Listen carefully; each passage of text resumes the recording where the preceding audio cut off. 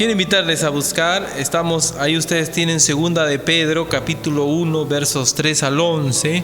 Estuvimos meditando brevemente el miércoles en este pasaje y hemos dicho que el crecimiento va de la mano con el compromiso. El arrepentimiento implica compromiso, pero para poder crecer espiritualmente, Dios obra el crecimiento lo da Dios.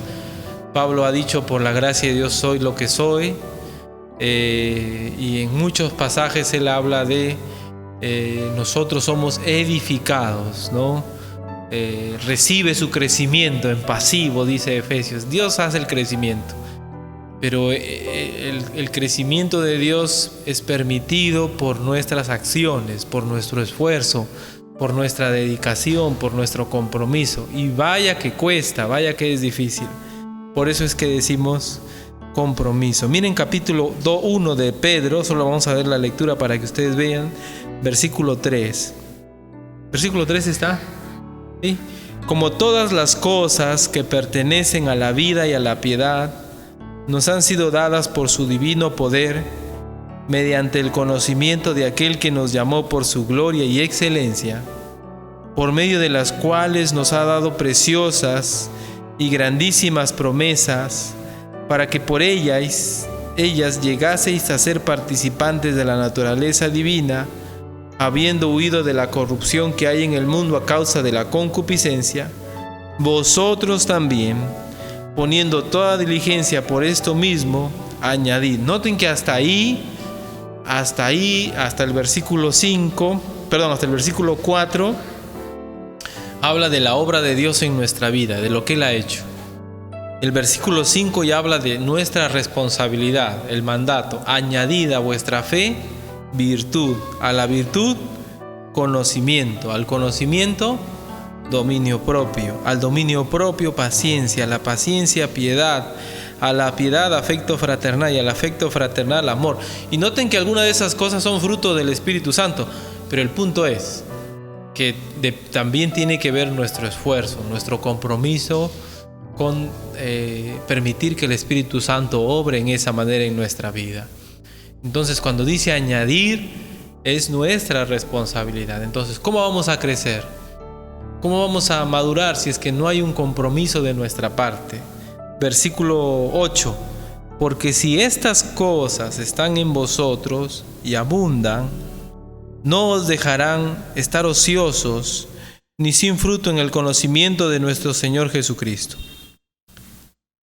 Pero el que no tiene estas cosas tiene la vista muy corta, es ciego, habiendo olvidado la purificación de sus antiguos pecados. Entonces imagínense, ¿no? O sea, nuestra vida espiritual, ¿no? Nuestro futuro espiritual depende mucho de cómo nosotros nos esforzamos, cómo le permitimos a Dios obrar en nuestra vida. Miren Gálatas 2:20, me voy a saltear a Gálatas 2:20.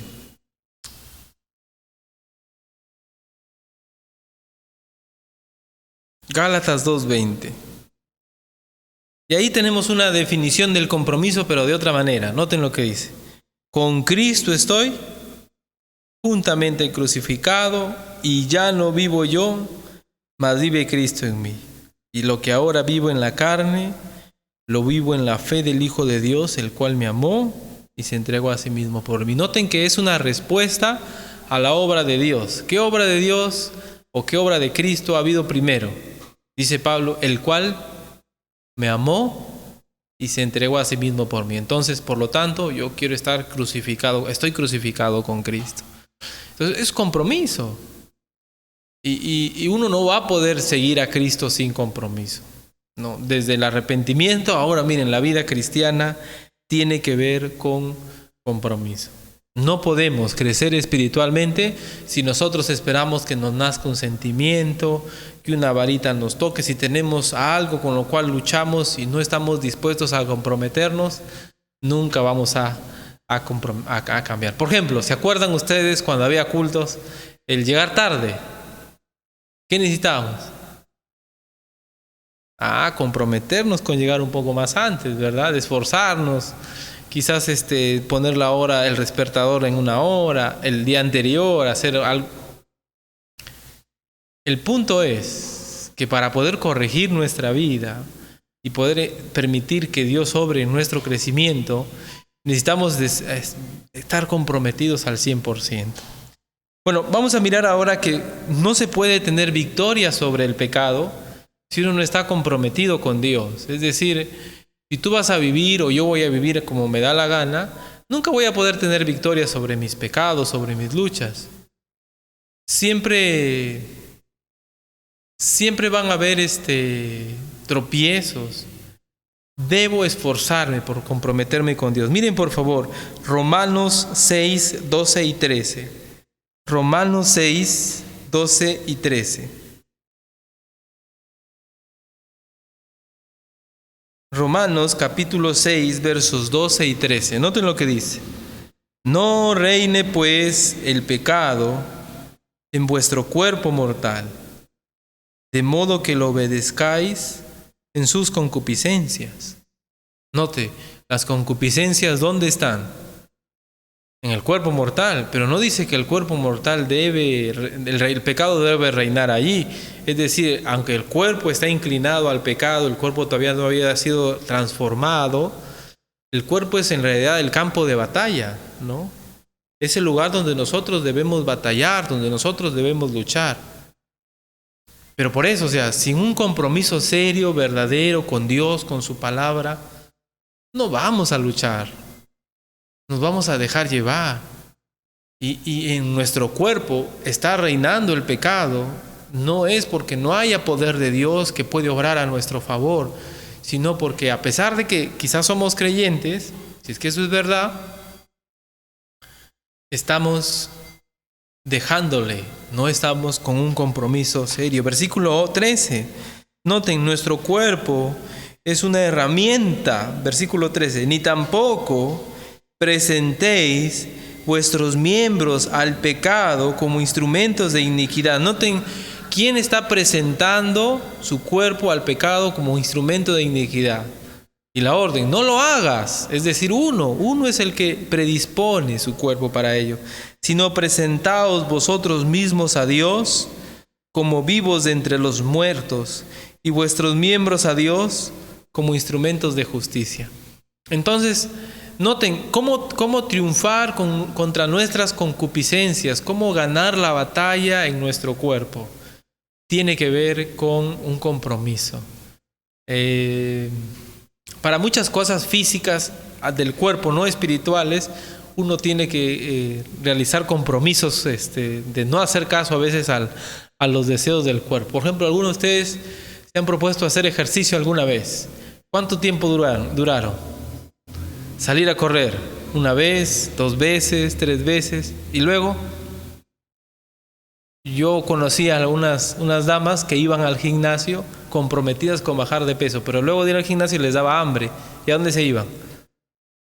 A comer. Y subían todo lo que habían bajado, no hacían mucho. ¿Qué les faltaba? Compromiso, ¿verdad? Aún miren, para las cosas físicas del cuerpo, cosas que no vamos a tener en la eternidad, el ejercicio corporal para poco aprovecha, pero aún para ello uno necesita compromiso, ¿verdad? Con una meta, y eso significa doblegar algunas cosas en su cuerpo. Para lo espiritual más aún. Si para lo físico es difícil, una persona que cae en las drogas, por ejemplo, es difícil salir de una adicción, porque el deseo es fuerte, pues, ¿no? Ya imagínense estar habituado a hacer lo malo, estar habituado a hacer algo pecaminoso y tratar de dejarlo, salir de la fornicación, de la pornografía, salir de la mentira. Son hábitos pecaminosos que tenemos allí y que vencerlos no se va a lograr si es que uno, por ejemplo, lee su Biblia una vez al año, o que uno diga, bueno, me contento con la predicación y punto. No, esos hábitos, esos deseos, cualquier pecado se vence con trabajo duro, y entonces Dios va a obrar en nuestra vida.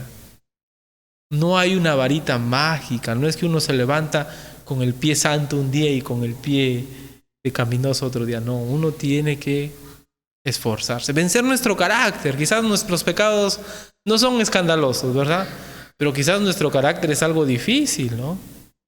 No sé, ¿no? Quizás no somos rápidos para perdonar, para pedir perdón. Quizás nos gana la cólera, la ira. Quizás, no lo sé. Quizás somos muy impasivos. Quizás nos somos perezosos. Es otra cosa que hay ahora, ¿no? Bueno, no se puede cambiar, no se puede luchar contra los deseos carnales si es que uno no pone compromiso. Miren 2 Corintios 6:14. Ahí hay una palabra griega muy importante. 2 Corintios 6:14 al 16. Ustedes saben que la Biblia se escribió en el Nuevo Testamento, se escribió en griego mayormente, en griego, y algunas palabras en español han traducido. La Reina Valera 60 trata de conservar la esencia, es decir, estamos casi en un 80, 90, yo diría un 100% de fidelidad a la carga de las palabras. Pero hay veces en que no hay, como de un idioma a otro idioma, no hay una palabra exacta. Entonces han tratado de poner una palabra lo más parecida. Miren por favor 2 Corintios capítulo 6, 14. No os unáis en yugo desigual con los incrédulos. Porque ¿qué compañerismo tiene la justicia con la injusticia?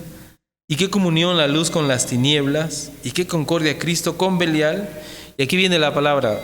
¿Y qué parte el creyente con el incrédulo? Luego sigue, ¿y qué acuerdo hay entre el templo de Dios y los ídolos? Porque vosotros sois el templo de Dios viviente. Como Dios dijo, habitaré y andaré entre ellos y seré su Dios y ellos serán mi pueblo.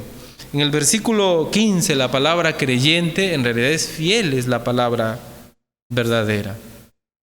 Es decir, literalmente dice, ¿qué parte el fiel con el infiel? Es decir, cuando hablamos de creyente, no hablamos de alguien que cree, sino automáticamente, por definición, es alguien que es fiel. Y en el contexto, hablando de la lucha contra el pecado. No se puede tener victoria sobre el pecado si es que uno no quiere ser fiel a Dios. Y este pasaje podría afirmar que si una persona no es fiel a Dios, no es creyente, ¿no? Por cómo lo entendió el que tradujo, ¿no?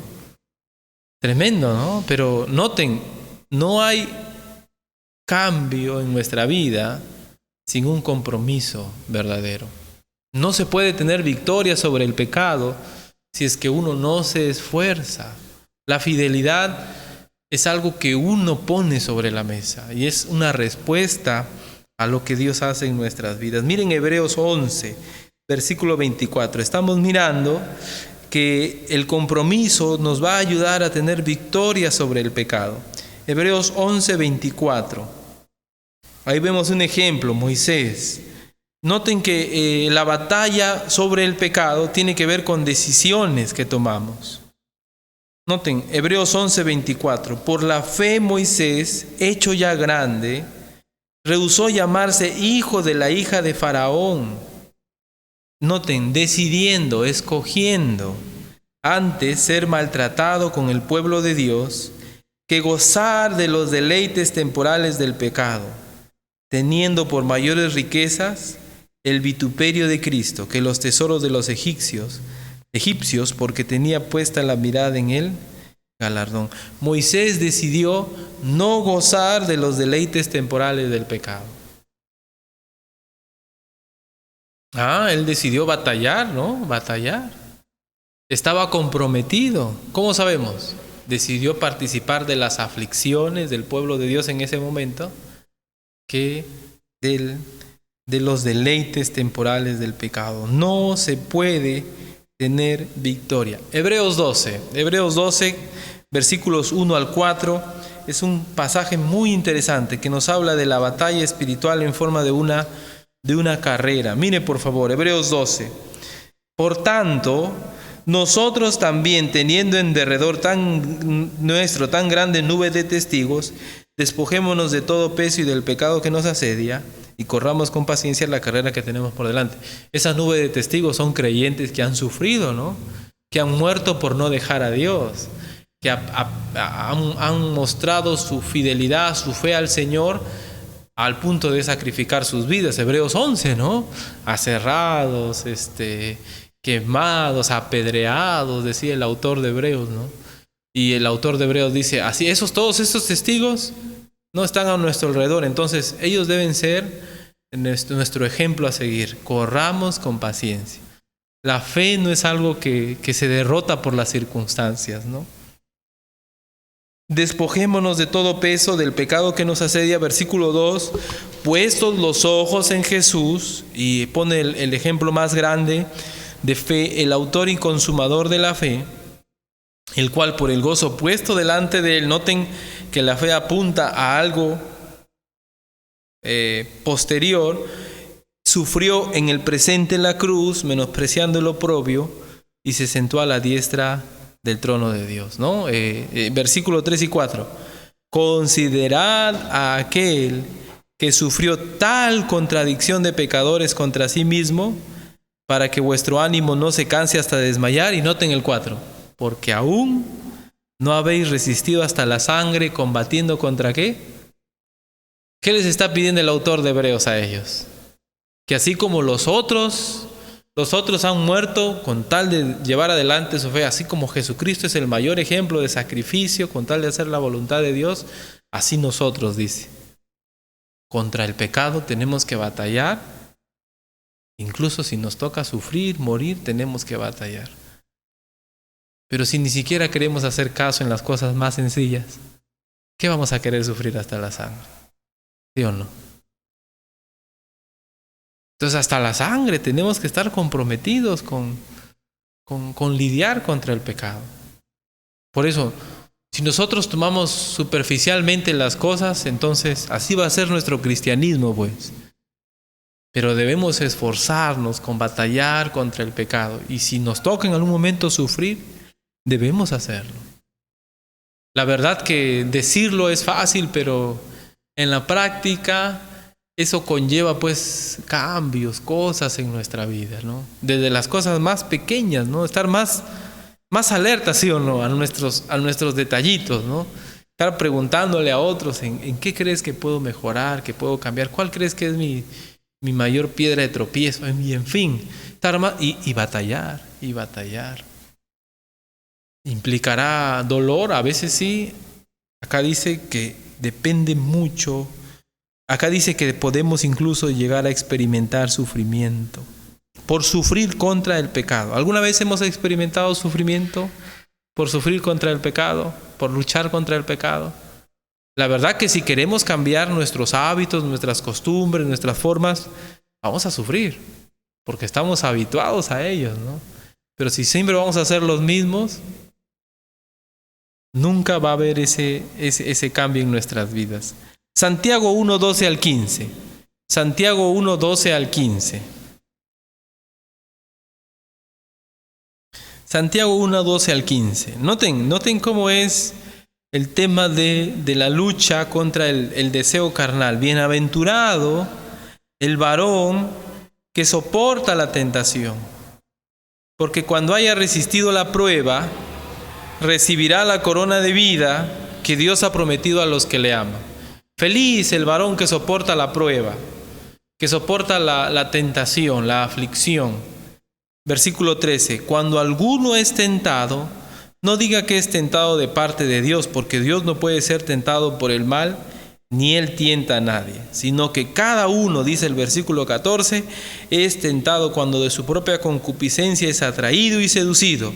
Entonces la concupiscencia, después que ha concebido, da a luz el pecado, y el pecado siendo consumado da a luz la muerte. Es decir, las circunstancias Dios las permite, las cosas que pasan a nuestro alrededor podemos atribuirlas a Dios, aún las cosas más tristes, porque Dios es soberano.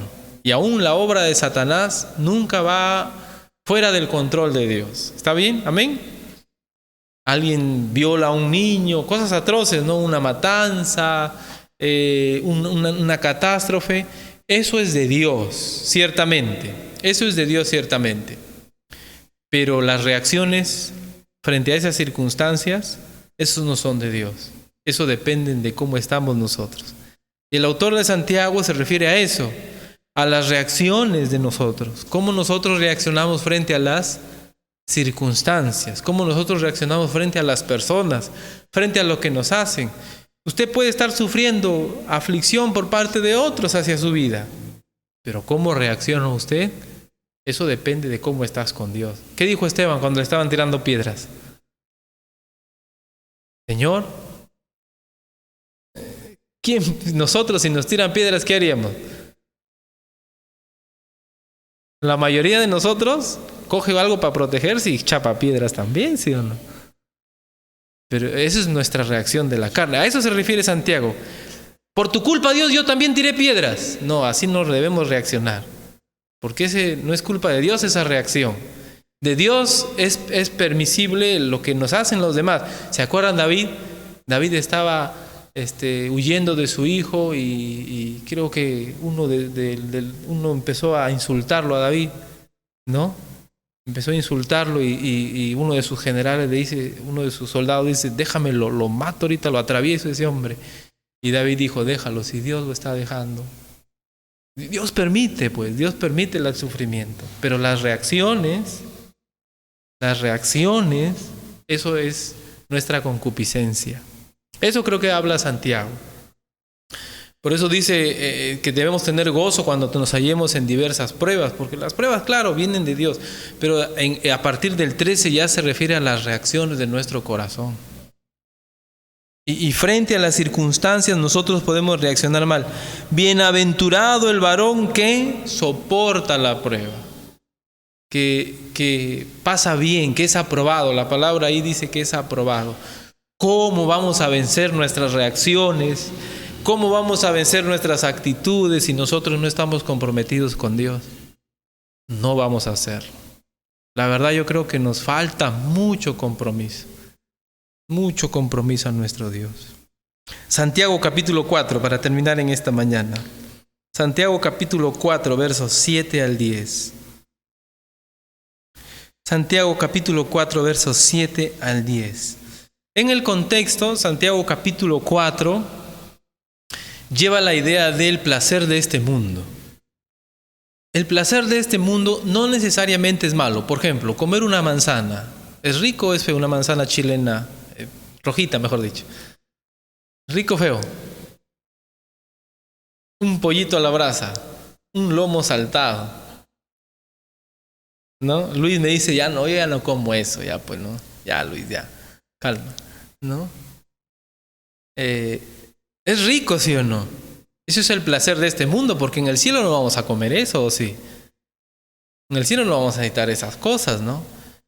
El irnos de paseo y ver un paisaje, eso da placer ciertamente, el irnos a Compín, disfrutar ahí, mirar arriba de la montaña y cazar un venadito, cazan ahí, ¿no? ¿No? Los matan a los pobres animales y los fríen, los comen fritos, riquísimo, ¿no? Ese placer, no, ese es un placer de este mundo. No necesariamente es malo, pero ¿sabes qué? El placer de este mundo, aunque no necesariamente es malo, puede atraparnos si se vuelve nuestra prioridad. Mirábamos temprano que algunos padres inculcan en sus hijos, tienes que estudiar para que puedas disfrutar. Trabaja duro para que tengas, y ahí puedes hacer lo que quieras. Ese es el hedonismo. La prioridad es el placer. La prioridad es que tú puedas disfrutar. Esa no es la prioridad es la gloria de Dios. Aún si no debemos sufrir, aún si no disfrutamos. Cásate para que puedas disfrutar. No, o sea, la prioridad es la gloria de Dios. Pero como el objetivo es disfrutar, no disfrutamos, entonces ¿qué hace la gente? Se cambia, deja, por ejemplo en el matrimonio, se pierde el disfrutar, como la meta es el placer, la meta es disfrutar, se van, terminan la relación e inician otra. Y así, el ser humano vive perdido en ello. Y el autor de Santiago capítulo 4 dice que esa es una estrategia que Dios permite, que Satanás está usando para atrapar a los creyentes inclusive. Por eso dice, oh almas adúlteras, porque estamos encontrando el placer en algo que no es Dios. Eso es lo que está diciendo el texto. Y al buscar el placer de este mundo, nos acercamos al mundo y nos convertimos en enemigos de Dios. Y en ese contexto, versículo 7, ¿qué dice? Someteos pues a Dios, resistid al diablo y huirá de vosotros. Entonces es el diablo quien está usando también esta estrategia del placer, que no necesariamente es malo, pero que si se vuelve nuestro enfoque, nos va a alejar de Dios. ¿Qué debemos hacer? Someternos a Dios, resistir. Versículo 8, acercaos a Dios y Él se acercará a vosotros. Pecadores, limpiad las manos, y vosotros los de doble ánimo, purificad vuestros corazones. Afligíos, lamentad, llorad. Vuestra risa se convierte en lloro y vuestro gozo en tristeza. Humillaos delante del Señor y Él os exaltará. Tenemos que reconocer que mucho que lo que nos aleja de Dios es el querer disfrutar de las cosas de este mundo. Mucho que nos detiene de no hacer la obra de Dios es que ahora estoy haciendo esto, aquello, y no crecemos, no cambiamos, porque nuestro enfoque no está en crecer, no está en luchar contra el pecado, sino en disfrutar. Y a veces ese disfrutar nos va abriendo puertas hacia cosas cada vez más pecaminosas. Y podemos dar ejemplos un montón: el celular, la televisión, el trabajo, el dinero, el placer sexual. Un montón de ejemplos podemos dar. Como poco a poco la comida nos podemos ir acercando en una forma, digamos así, inocente a estas cosas, pero de repente ya se vuelven la meta de la vida. La meta de la vida. Puede ser que no por la pandemia alguien no viene al culto, sino porque está más cómodo en su casa. Está disfrutar, ¿sí o no? Eso no estaría bien, ¿no? Yo quiero animarles. Más allá de todo ello, lo que queremos decir es que no vamos a poder vencer las acechanzas de Satanás si nosotros no estamos comprometidos con Dios. Y miren que Satanás no te va a presentar cosas feas, cosas placenteras, es lo que dice Santiago. Así que debemos esforzarnos. El deporte también será una forma, ¿no?, en la que Satanás puede estar usando, ¿no? Trae placer. ¿Cuántos cristianos estarán apostando ahí en quién gana hoy? No, yo espero que ninguno, ¿no? Pero ¿cuántos de nosotros estaremos más atentos a ello que a Dios? Y en ese sentido, aunque no es nada malo, digamos así, el deporte, nos aleja de Dios, nos hace amigos del mundo, nos atrapa. Y en ese sentido debemos humillarnos y pedirle perdón al Señor y decir: Señor, tú vas a ser mi prioridad. Pero no vamos a hacer eso, es que no estamos comprometidos con Él. Vamos a orar. Vamos a orar. Gracias, Señor, te doy por esta mañana. Gracias por tu palabra. Señor, el compromiso contigo es a 1000. Queremos triunfar sobre el pecado. No lo vamos a hacer, Señor, si es que no parte de nosotros ese esfuerzo. No hay enseñanza, no hay exhortación, no hay maestro, no hay nadie que pueda ayudarnos, Señor, si es que nosotros no ponemos todo nuestro ser en el asunto. Corramos, dice, con paciencia la carrera. Luchemos, batallemos hasta la sangre. Eso no lo puede hacer nadie por uno. Cada uno de nosotros tiene que comprometerse con dejar el pecado, Señor. Dejar un hábito pecaminoso. No es alguien que lo va a hacer por mí. Dejar otras cosas y poner a Dios como mi prioridad. No va a ser, Señor, si es que uno no está comprometido contigo. Y uno no se va a comprometer contigo mientras no vea lo grande y maravilloso que eres y las grandiosas cosas que estás haciendo a nuestro favor. Señor, ayúdanos a ver tu obra. Ayúdanos a ver cuán grande eres en la dimensión que tú eres. Y que eso nos lleve, Señor, a la gratitud, al compromiso de por vida con todo nuestro ser. Y que, Señor, no sea este mundo, no sea Satanás, no sea nuestro cuerpo, no sea el pecado lo que nos vence, sino que tengamos cada vez más victorias y podamos decir gloria a Dios también en esta área tan importante, Señor, y en la que tantos cristianos, Señor, estamos siendo transigentes, estamos siendo débiles, Padre. Quizás eso nos desanima, nos aleja de Dios. Y no debe ser así. Te pido, Señor, por nuestras vidas. Gracias te doy, Señor. Si hay alguien que no te conoce, que es esclavo del pecado, ayúdale a entender que la esclavitud no viene por cambiar de hábito, no viene por que la libertad no viene porque uno aprende algo nuevo. La libertad viene por arrepentirse y creer en Jesús como su Señor. Mientras uno no haga eso, uno siempre va a ser esclavo de sus deseos, de sus pecados, Señor. Oro por cada uno, Señor, de nosotros y por aquellos que escuchan este mensaje que no te conocen tan bien. En el nombre de Jesús, nuestro Salvador. Amén.